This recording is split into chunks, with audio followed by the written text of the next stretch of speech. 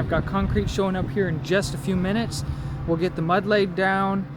We'll get it under control, take another brief video, but we're starting our hydronic floor system.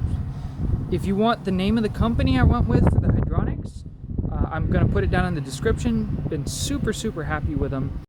Alright, so here we are. This is what I'm pouring today. You can see I've got my stub ups right there for my manifold. Those will come up. We'll talk about those later when I actually hook them up. That right there is the plumbing hookup for the pressure tank. We have to pour this first so that they can move the pressure tank out here. And then our PEX tubing is actually zip tied right to our rebar. Now I went on a roughly 10-inch layout, and then this over here is in a room that all it is holding the hot water heater and the pressure tank. So I really didn't care about strongly heating this room.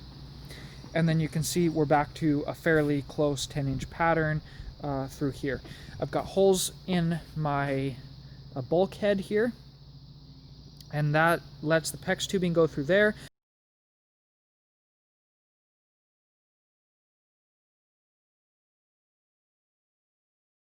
Alright, so what we're going to do today is, right underneath me you can see drawn on the floor a bunch of black lines. We're going to cut these out.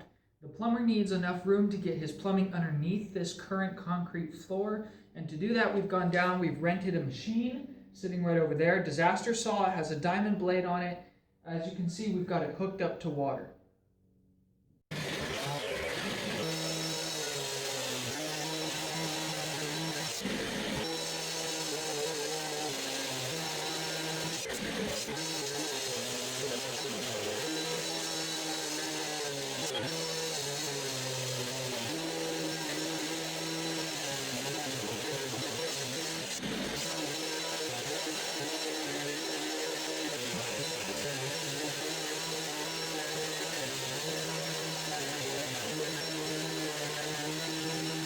Alright, I just ran out of gas.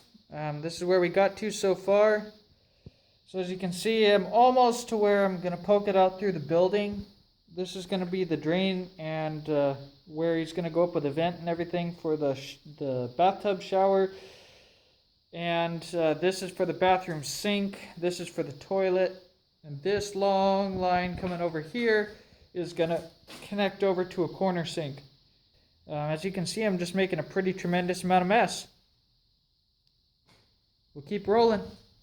Alright, so we're 2 gas tanks in. So I've got my second cut. So this is now a channel all the way from here to the wall. I've started on my cross cut. I still have no idea if I'm going all the way through this slab or not. So we're going to see how this ends up breaking out.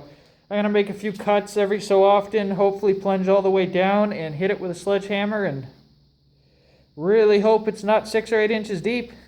I really don't know what I'm dealing with here, so we'll find out. Alright, we have gas tank number 3. You can see I've still got a couple lines on the floor to cut out, but I have this one done. I still have that one there to do. I still have where it exits the building, and I have half of this cut. So I think in my next tank I'm going to get it. What I'll be looking at after that is getting a shop vac to clean up my mess. Progress, we've got our trenches cut. They are all filled in. I actually tossed some sackcrete back in there.